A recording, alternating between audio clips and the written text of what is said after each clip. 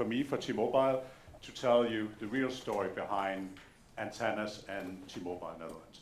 T-Mobile Netherlands, for the ones who are not familiar with us, we have the fastest cellular network in the world. We have on average 78 megabits per second in 4G, and you have more than 33% chance of getting 100 megabits per second or more in our network.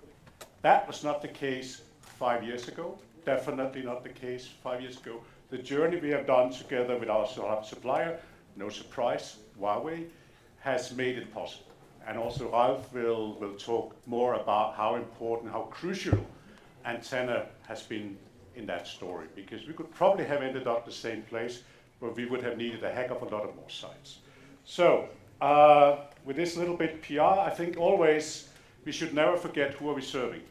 There are a lot of cool technologies. We tend to be super excited, and I'm super excited by some of the stuff that's going on, actually most of the stuff that's going on, but we really serve our customers, and their experience matters.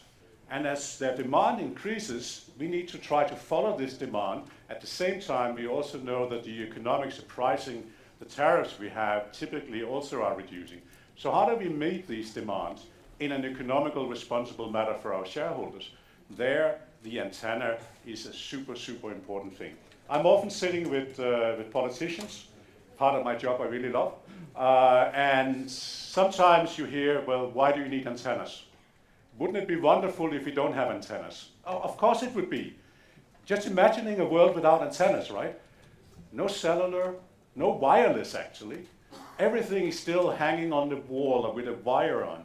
And if you're worried about the wire and the EMF from the wire, maybe there's not even a wire, maybe there is nothing there, right? I mean, no cellular, no wireless, no stress. Imagine that. Nobody can reach you. So antennas are important. Really, really important, and I will go through why some of that is the case.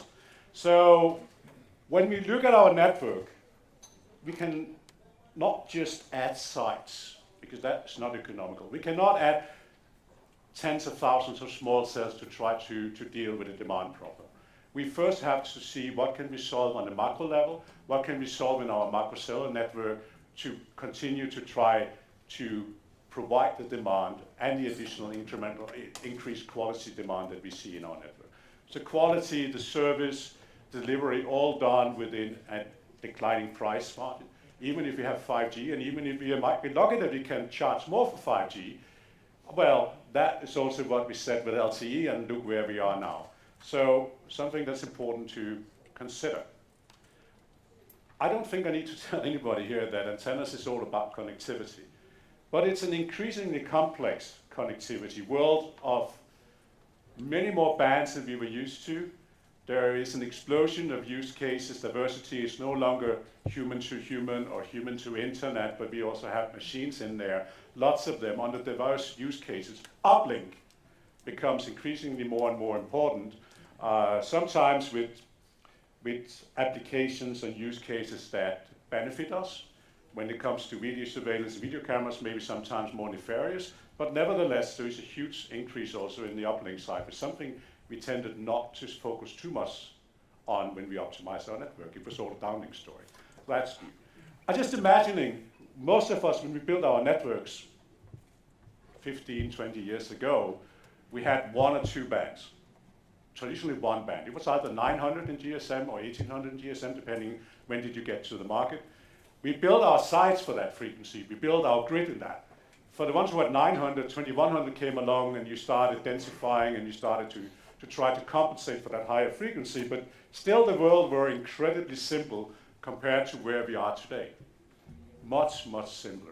I remember this, 4G is going to be here for a long time. You already saw that in the GSMA from Matthew presentation, that at least by 25 and a good piece size into the immediate future after that, 4G will still be very, very important. And again, don't be shy. Don't wait with solutions that work on 5G, certainly also work on 4G. So, co-creation. I would be very bold and upfront and say, I don't think T-Mobile as a company would be the fastest mobile operator in the world with the specs we have in this country without our close collaboration with Huawei.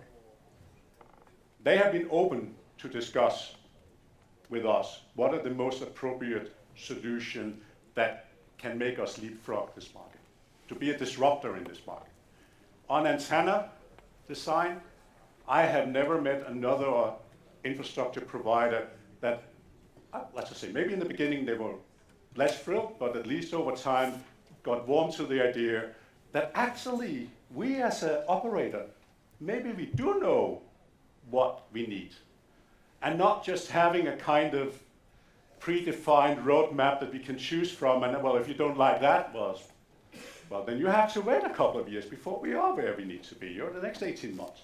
So co-creation is incredibly important with Huawei or whoever you have. If you don't do that, you are never going to be sharp and efficient, you're never going to be a disruptor. I think it still requires some heavy thinking there on how to actually solve or crack that knot to get 5G high-frequency signals into our customers. Because otherwise, we will stand here in a couple of years and say, that's it, 5G didn't turn out as we would like to because these signals are never going to meet our customers.